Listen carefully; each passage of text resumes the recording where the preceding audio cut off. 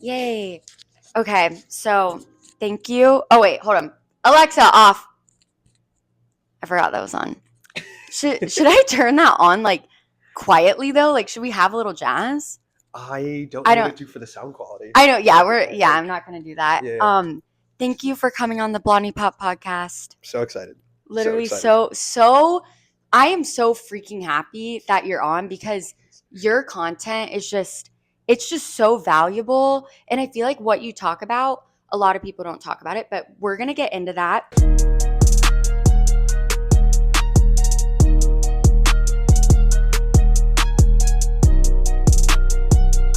So what got you into education? Like, because you're a teacher. Yeah, that was Yeah. like the first big thing.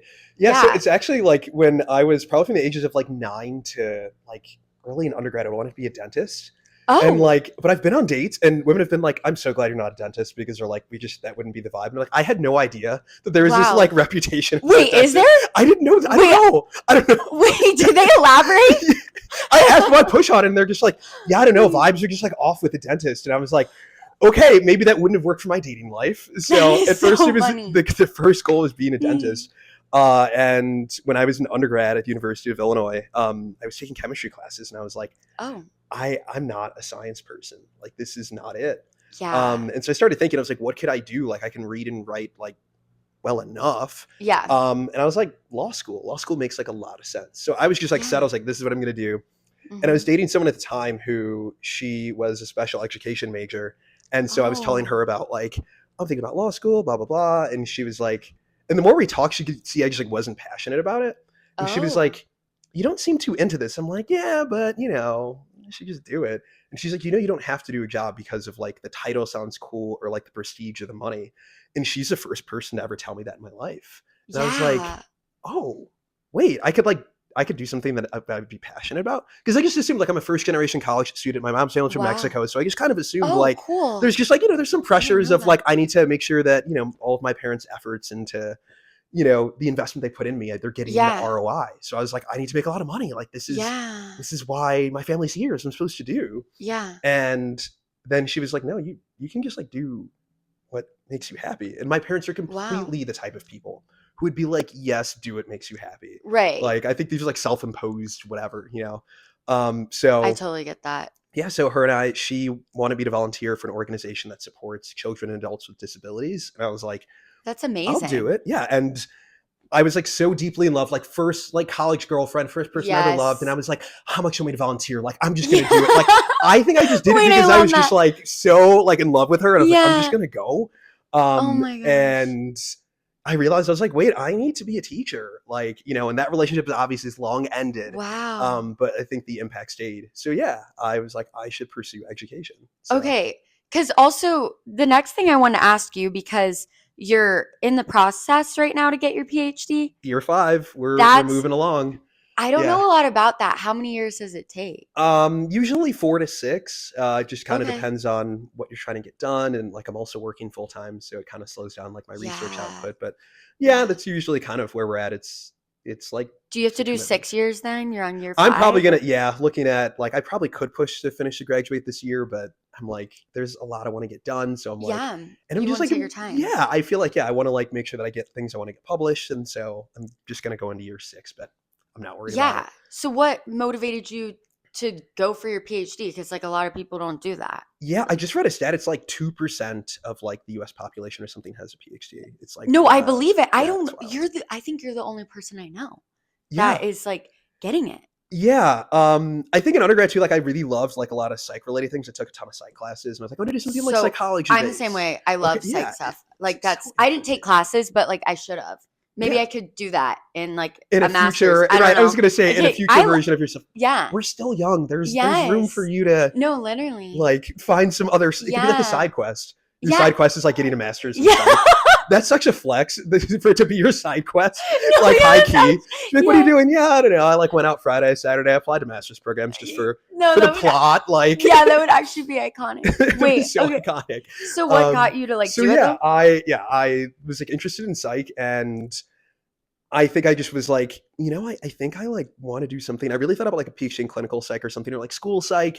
And I Yeah. realized for a lot of like ed psych or school psych things, like it's really advantageous if you have taught in a school. And I was like, Oh, wait, this could make sense. Why don't I just like teach first, like I'd been thinking about doing, yeah. teach for like 4 years and then just like go back to school. Hmm. And the more that I taught, the more that I was like, wait, I love education. And there are also fundamentally so many problems in education. Yeah. So I need to find like some middle ground. And so I kind of just only applied to PhD programs in like educational psychology, like educational neuroscience, like I'm studying now, like something kind Okay, of I in was gonna that say, so realm. there's a focus to it. Like Yeah, your yeah. focus is what is Yeah, it? educational neuroscience. So like my Okay. coursework was just really looking at like the role of cognition and learning. So just essentially how our Oh, brain operates to help us retain information and how we can retrieve wow. it and So did strategies you to get your use those. master's first? Is Yeah, that so how it this works? is oh no, we're missing a plot point here, which I left out Okay. for brevity, is that Okay.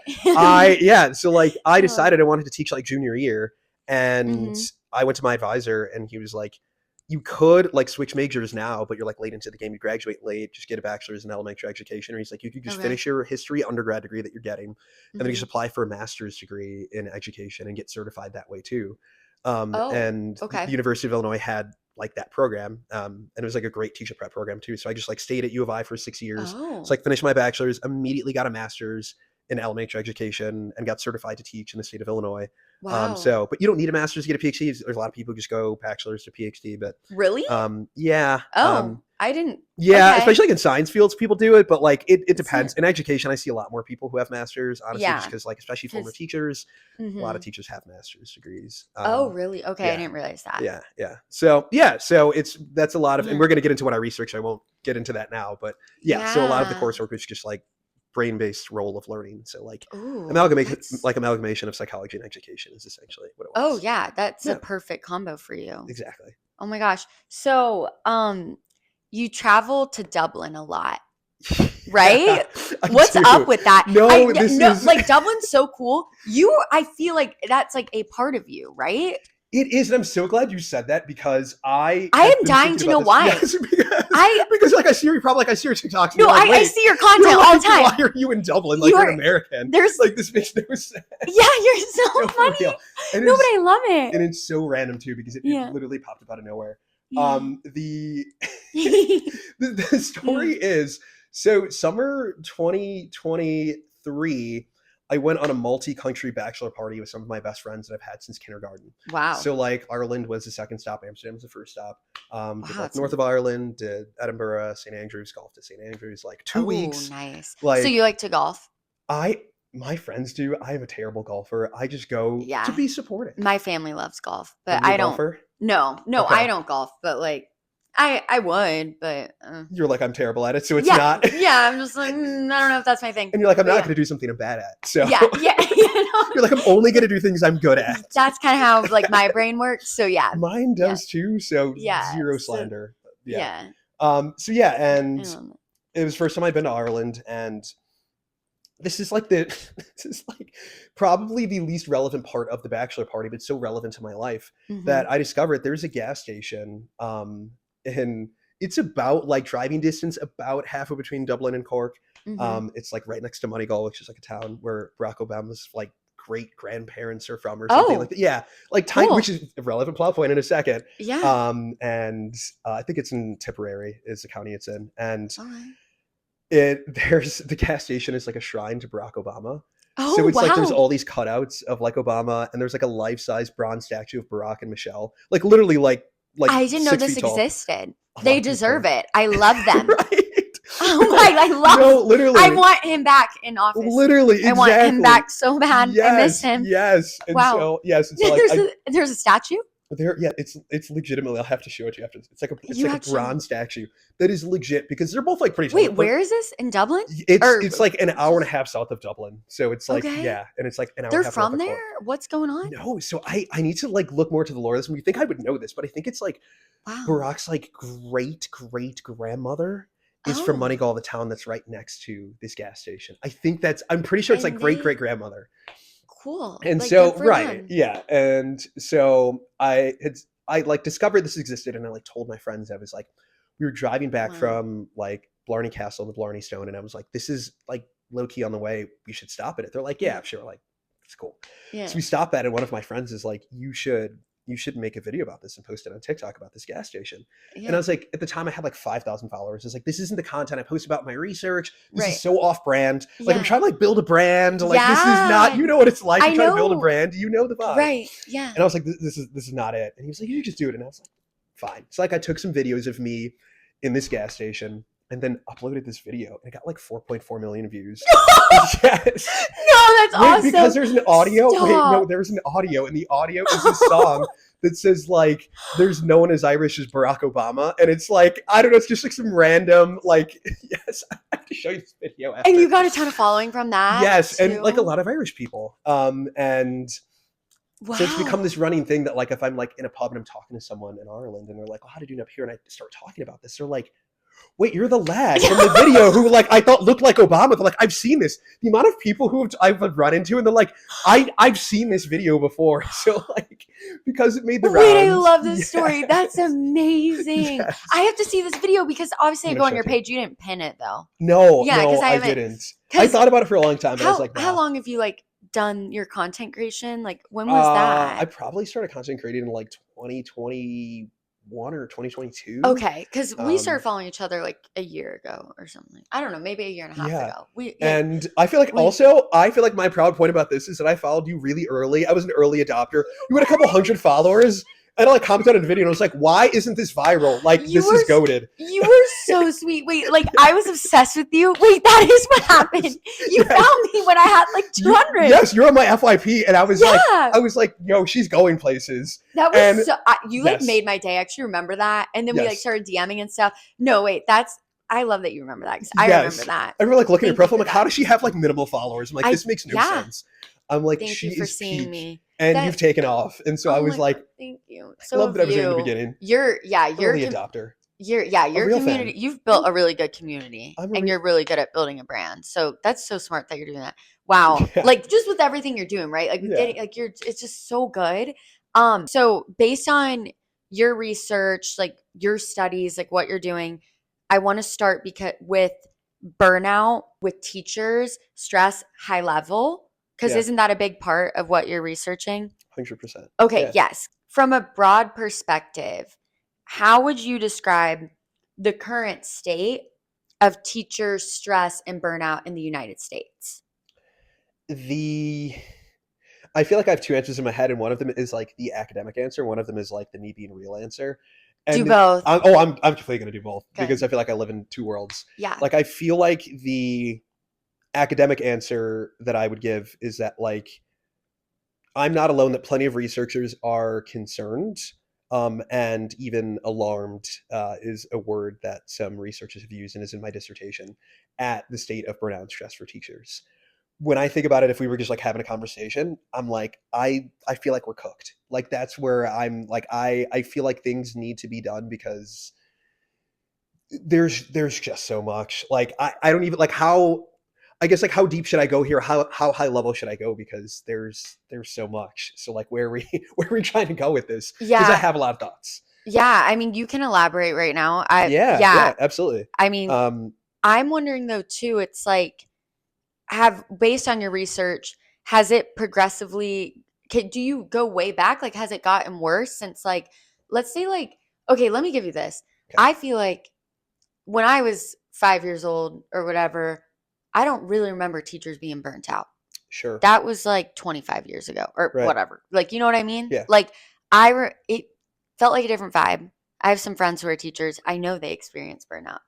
Has it progressively gotten worse over 25 years? Do you look into that? Yeah. So yeah, like the construct of burnout came to be in 1974 is when it really became like Okay. pop culture, like not even pop culture, like Yeah. popular in research, Yeah. of just like professions that are giving professions. So like Mhm. people work in healthcare, people work in education, people work in childcare. It's like Mhm. we've been looking at this for quite a few decades, but I would say realistically, burnout research has increased recently. And a lot of kind of where I come in as like a young academic is I'm really looking at, do things look different kind of like after what COVID did to us is a lot of what I Yeah. do.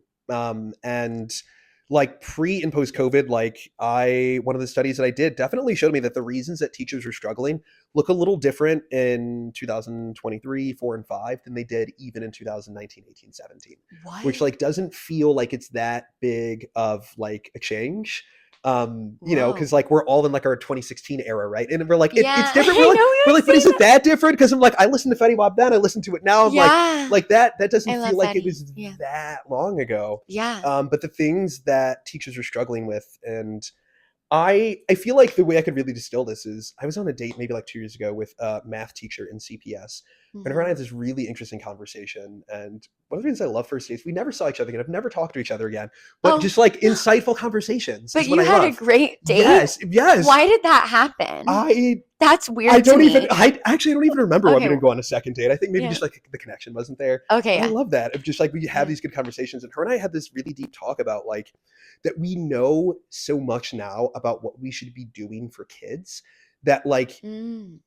it was easier. And this is not me trying to slander someone who's like been teaching 30 years or whatever, but like like when we were kids or whatever, like the 90s and 2000s, we just Hmm. knew a lot less about what we needed to do for kids. That is We true. knew a lot less about like kids needs, and like you and I've talked a little bit about like neurodivergence, I was just about ADHD, to bring that up. right? Like It was totally ignored for me as a child, even though it was known, like the neurodivergence.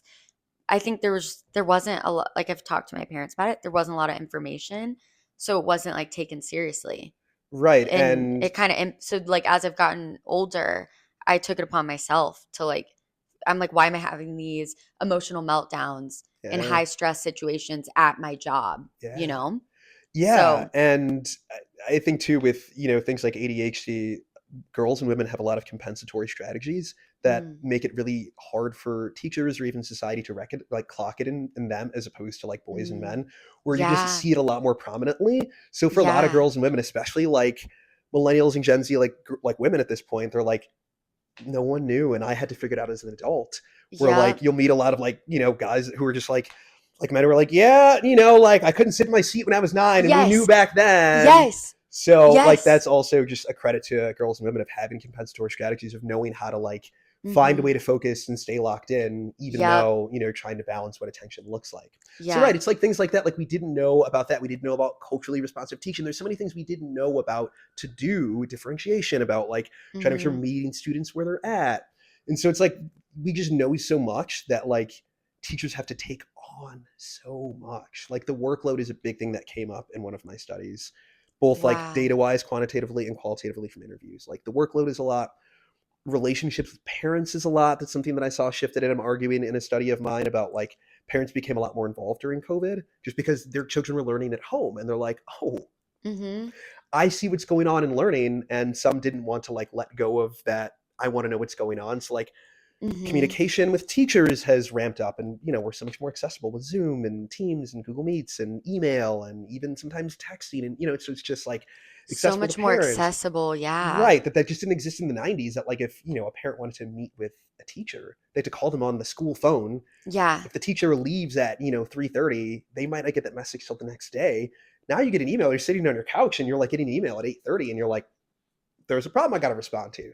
So it's oh just like, my gosh, right, there's just so many little nuances as to yeah, why student behavior looks different. So I've heard from teachers as well that they're trying to figure out, is it COVID that they lost some like valuable socialization years? There's a lot of data on student wow, test scores being lower, and so schools are putting a lot of pressure I've heard on that. teachers to like raise test scores.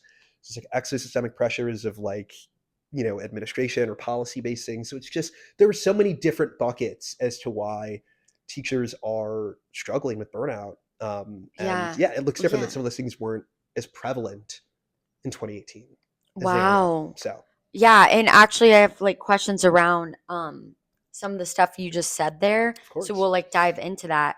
Um so okay, so for people outside of the education world, just so everybody can understand, how would you explain emotional labor? Is that the same as burnout or Ooh, in teaching? yes, I love this question, and this is like a transition into like the thing I'm the most passionate about. Okay. That I'm here. yeah, I well, so like burnout is like one singular construct that has three things that define it, which are Oh. emotional exhaustion, depersonalization, and reduced personal accomplishment. So like emotional Oh. exhaustion is exactly what we think it is. Like you're just feeling tired. You know, those days when you just come up and you're just Oh, like, like I'm physically dead. exhausted. You're just like, I'm tired, mentally Yeah. exhausted, whatever it is. You're tired. Could be Oh. physically. There's allostatic load, which Yeah. you know, so it's like it could be physically too, but just like Mhm. you are just like you're absolutely just like exhausted. Emotional Mhm. exhaustion as we know it. Reduced personal accomplishment. You just don't feel like you're making a difference in, you know, your vocational Yeah. role. Depersonalization is a construct that shows up in my research as being something that I found that younger educators are struggling with the most and early career educators. So Oh. depersonalization is just not feeling the sense of connection with the people that you serve. So like think about those in Oh. giving professions. If you're in healthcare, if you're a nurse, you're a physician, you're working with patients. Yeah. If you're a teacher, you're working with students, and you're just it's kind of this like sequential thing of like you become emotionally exhausted and then that leads to depersonalization. So it's just like you're just so tired and you're so exhausted that you don't have the energy or will or intrinsic motivation to connect with the people that you're working with. And so like Wow. in the surveys that I give about trying to determine if teachers are experiencing depersonalization, one of the questions is like, I treat, you know, my students like impersonal objects. And like now, granted, no teacher's going to openly admit that. Right. But if you're just like, I'm showing up, I'm teaching them and I'm leaving, you're not worried about, you know, building that community and those relationships, like that's a big part of that. And Wow. that's what I found is like in from some survey data in one of my studies, I think actually the one that I sent you Mhm. was that younger teachers, like years 0 to 10, and teachers under 40 are really struggling with this relative to older teachers in the data that I collected. So Wow. yeah, And I feel like part of that with the depersonalization, I I could imagine what that feels like. I mean, I'm not a teacher, but yeah, if you're exhausted, and I'm sure a lot of the teachers, the reason they got into it is because of the connection aspect. yeah, But then when you're pushed to a point of exhaustion and burnout, you don't even have it in you to like connect. So exactly. And teachers also that's like huge withdraw struggle. from like their teaching staff as well, like the people they work with. So it's just like you're clocking in and you're clocking out. You're like, I'm just showing up, Because I'm it's so doing what I much have to do. workload, and Yes, that totally exactly. makes sense. So that's so yeah, like that's burnout is a construct, and burnout is essentially just like repeated exposure to stress leads to burnout. So it's like this, like it's almost a straight line of like stressed out for a long time, you end up with burnout. Emotional exhaustion is slightly different, moderately different, but emotional labor is different in the sense that emotional labor is like the emotion requirements, regulation, and performance that someone needs within their job. Mm. And I feel like I try to like talk to people about this because when I talk about emotional labor, people tend to think about this idea of like having to like maybe regulate someone else's emotions or like having to like pick up where someone can't express their emotions Right. is a lot of people thinking like there's a part of that that's in there, and I definitely think that applies from like a gendered lens that applies to just like Mhm. socialization as a whole. But just from like a research construct place, it exists as the way that people like either show or hide emotions, the ways that they, you know, choose to express certain emotions or not, or the really the big piece of it too is this emotion performance piece of like, do they feel that they can express certain emotions based upon the rules that exist within their workplace? So like they're essentially trying to meet Wow. the rule, but the thing about these rules is that they're tacit. No one said like when you show up to you're faced with any job, no one's like, okay, like here's like the HR handbook. These are the things you can't do, and Mhm. also these are the emotions you can and can't express. Like no one really says that, and it differs by vocation, and society has it differ by identity as well. So it's a lot of Wow. yeah, like teachers coming into a role and thinking like, okay, I have to align my emotional expression with what I think is like the ethos and culture of this school that I'm in. And that is the part that can have ties to burnout because teachers are really just faking emotions or hiding what they're really feeling consistently all day. I can see, well, I can imagine because it's a performance. You're up in front of your audience, your class for 8 hours or however long, right? How would you say this shapes the educator's mental and emotional well being, even if that might bleed into their personal life? Like, have you seen anything with having to maybe put up this mask, like when we're talking about the emotional labor. Yeah, absolutely. And yeah, you're like everything you're saying are all the words that teachers have used in studies I've done. They've talked about the idea of like having this mask on, right? They've talked Oh, about the idea of really? performance and emotional acting is like a phrase that I use in my research. So Whoa, like they say that? Okay. you're clocking all the things which I Yay! love. Yes, Okay, cool. you are locked in. Yay. Yes, as to Yeah. be expected. Yeah. Um, No, thank you. yeah, it's especially with emotional labor, it's like with burnout, I often measure that quantitatively and I look at collecting survey data just because I Hmm. know that's in research. There's a really great survey that we can use to measure burnout and I can Oh, compare nice. like things related to demographics of like gender, age, years of experience, Wow. anything. Yeah, there's a But lot. when it comes to emotional labor, there are surveys for it. And like I am going to use one in a study that I'm in the process of developing now. But I really love interviewing teachers and doing the qualitative piece for emotional labor because I'm Hmm. like, I really want to know what this is like for you. Like, let's I love actually, that. yeah, Yeah, I would be and the same way. yeah, absolutely. And That's cool. so I think I've interviewed teachers from like all over the country, honestly, and they talk a lot about like it's just so exhausting, just like putting on this performance all the time, or I like can only imagine. yeah, of just like with everyone. One of the studies that I did looked at emotional labor experiences of teachers of English as like a secondary or tertiary language, but Hmm. teachers who identified as teachers of color. And they talked so much about like struggles with their students and the staff that they work with of just like experiencing like, racial abuse and microaggressions, but like not wanting to say anything because they're like, I'm the only person of color in the space. Like, I don't want to say anything, so I'm just going to let it go. And they're like, I go home so angry because I'm like, I wish I Yeah. could have said something. The injustice, the disrespect, it's Right. But they're like, and one even said to me, like, I've had a few have talked about, like, oh, it might like derail a meeting or something like that. And I don't want to do it.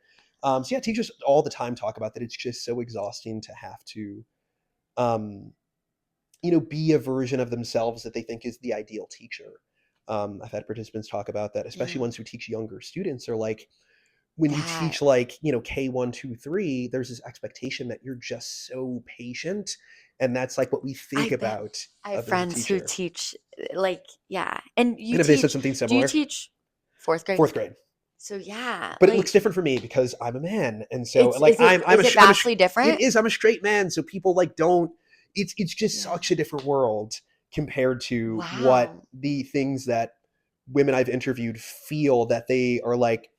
I think everyone's just kind of looking at me as I have to be this overly patient, kind teacher, and I can't have a meltdown. I can't crash out. I can't. I shouldn't even cry. Like I need to be there and be, locked in for Yeah. them. And they're like, it's really hard trying to live up to this expectation of what they think I should be, of what society thinks I should be. And there's a lot of history that goes into that I talk about It's in my just videos. But amplified. I can speak on this like as a female, it's like you feel that pressure in society to even working in corporate America, but it's amplified yeah, when you especially teaching K through 12 like yes, yeah. In the yeah. elementary school, I can imagine like you have 30 how actually can you tell me how big are the classes these days? Are they that was It kind of a behind depends. number. Like I have a relatively small class. I have 19 students, so like that's That's a small. We're perfect like size.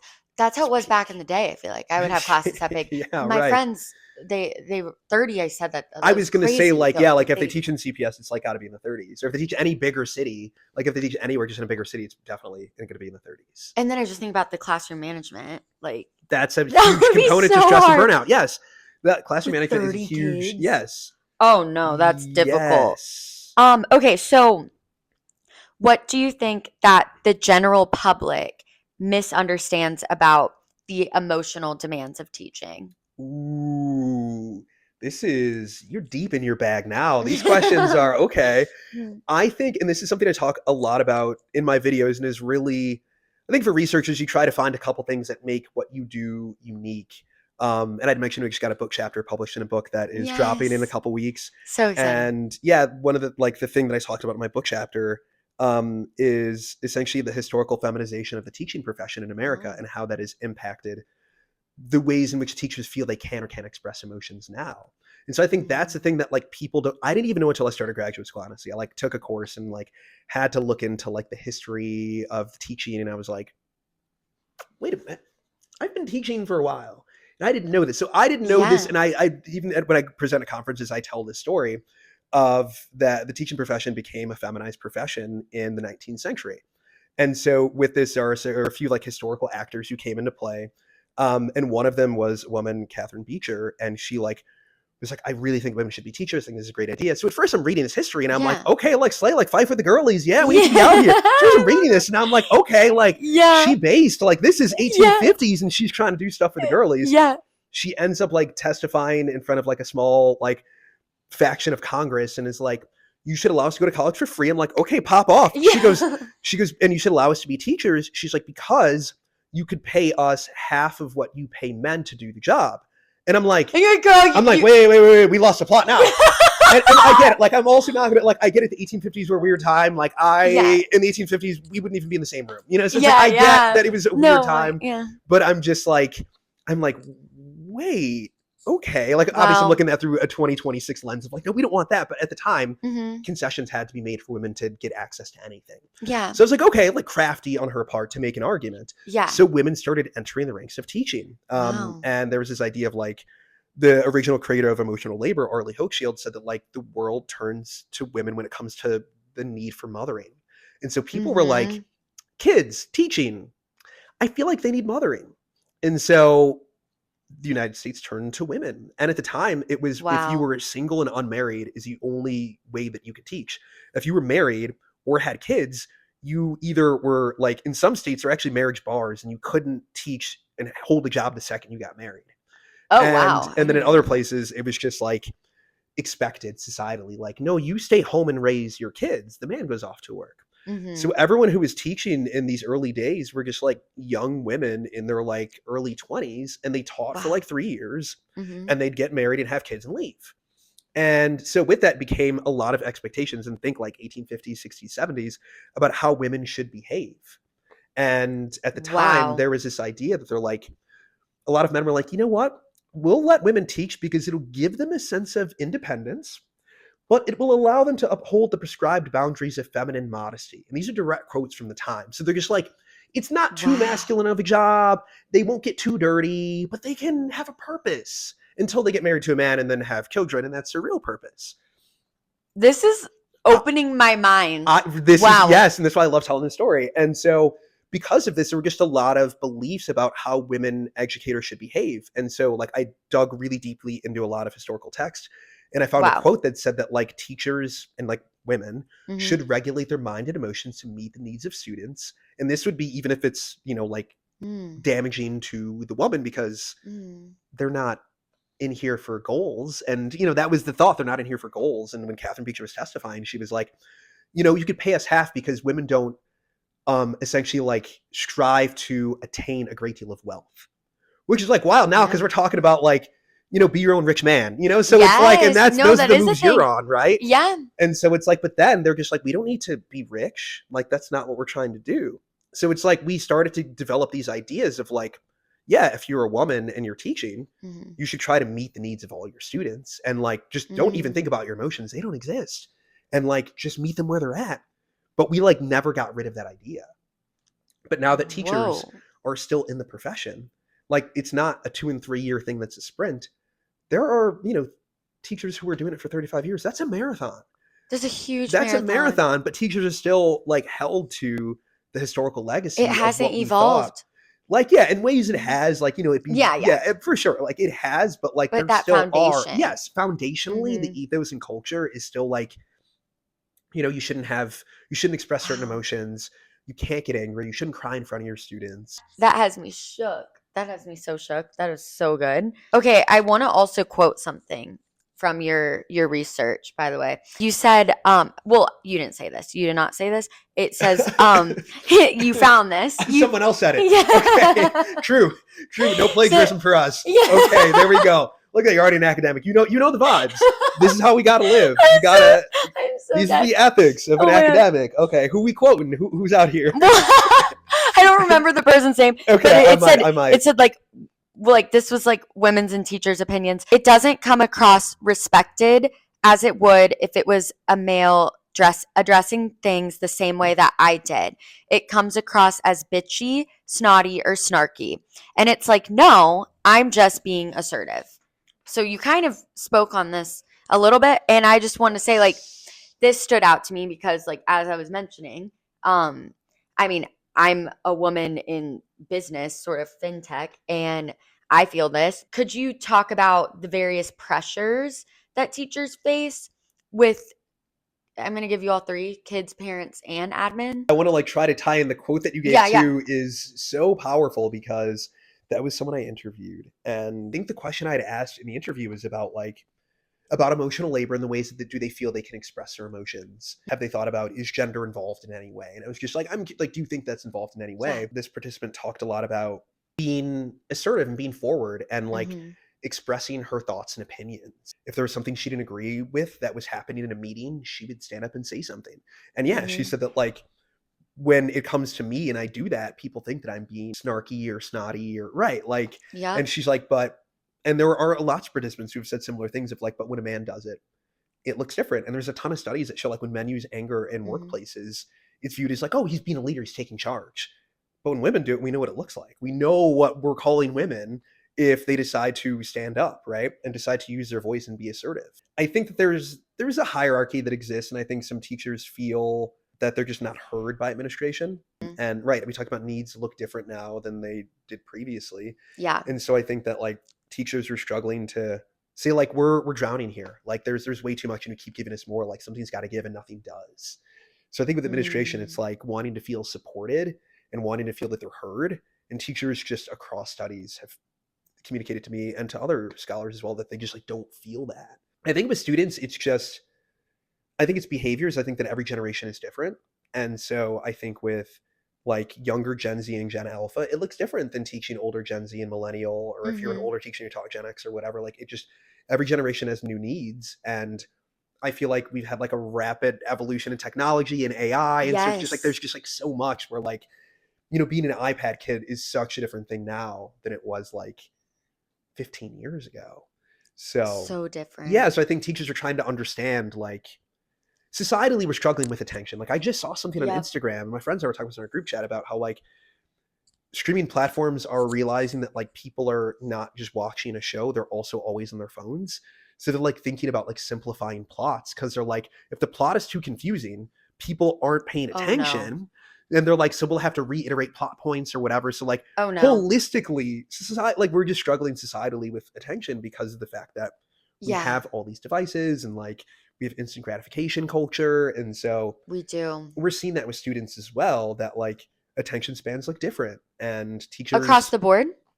definitely. And I think if teachers haven't, I think if teachers have taught for a long time, it's really hard if you're used to teaching. They're like, I remember 27 years ago when it was all paper and pencil. And it's like, well, it's not anymore. That like your student has a Chromebook and then they go home and they do their homework on the Chromebook and they have an iPad and like, you Wait, know, so that's even different from me.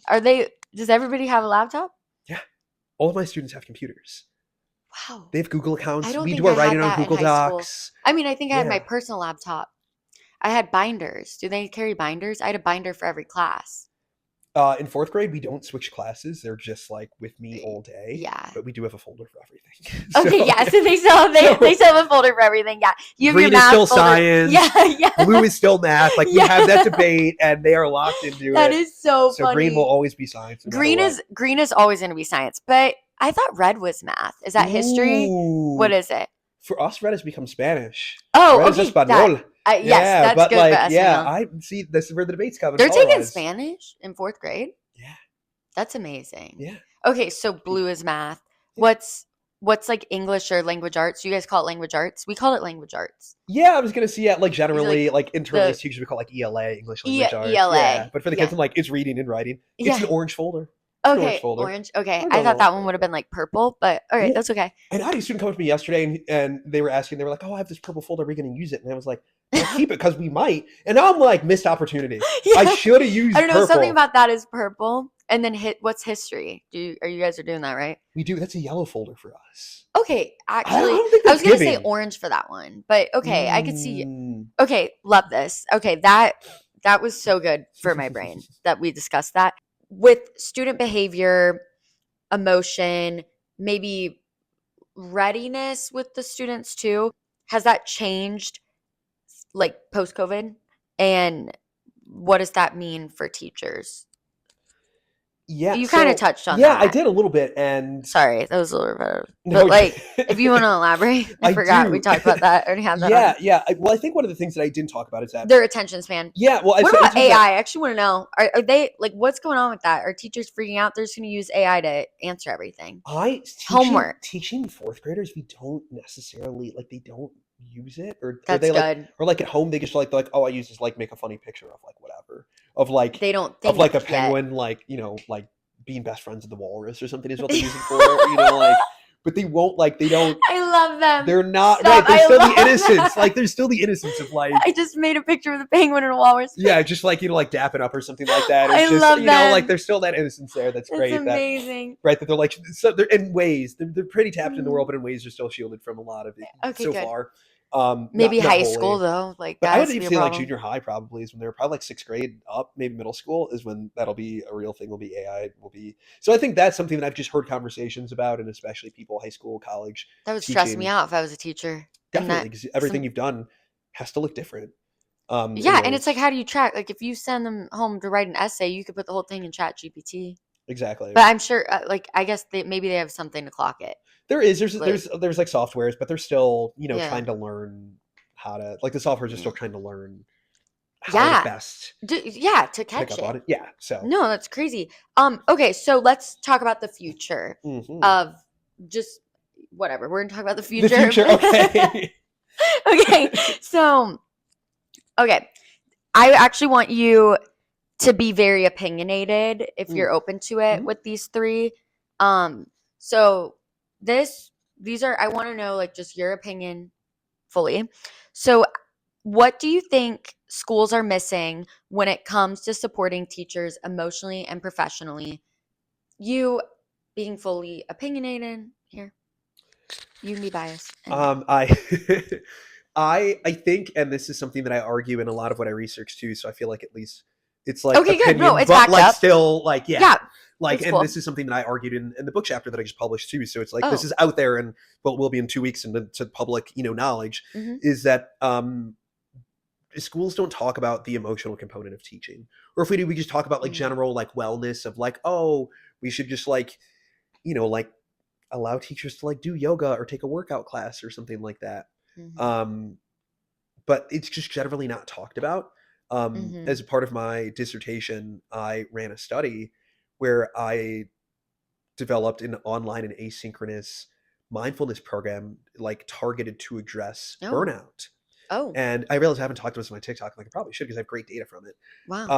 And I had like 70 teachers sign up for it. I was working Whoa, across like 7 schools or something, and teachers were really excited because they're like, "This is something that could be meaningful."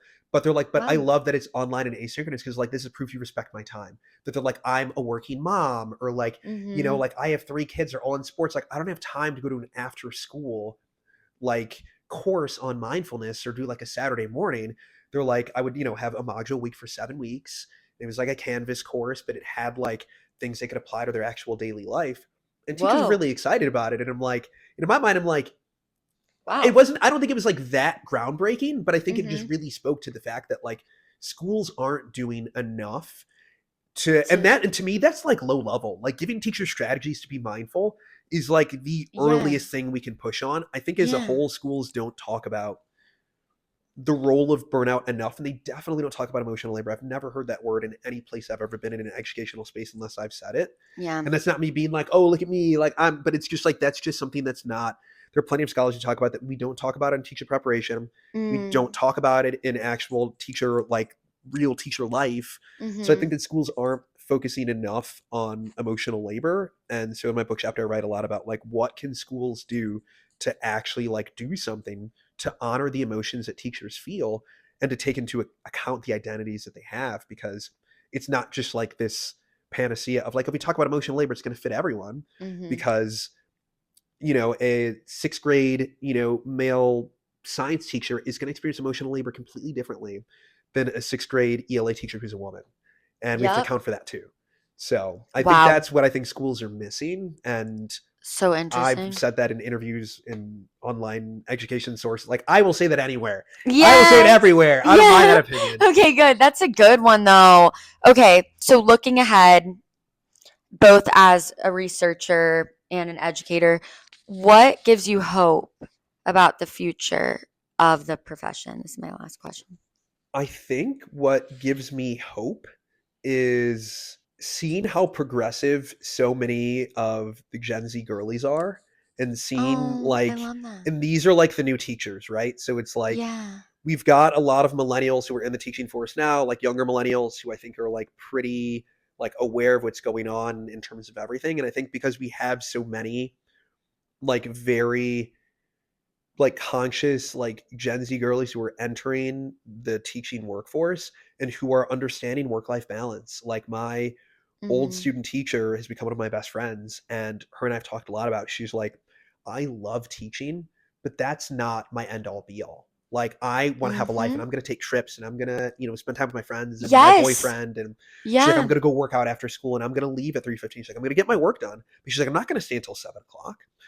So it's like I see this like shifting kind of mindset, and I'm like, my future goal is to work in a university and work in teacher preparation. And I'm like, Yeah. if I can work with these teachers and talk about like, people don't talk about emotional labor, but like these are the needs you're going to have. And like when you get into a school, like don't be afraid to talk about it, like, and find the way in Mhm. which you can like express your emotions in a way that feels right and feels like you're honoring who you are.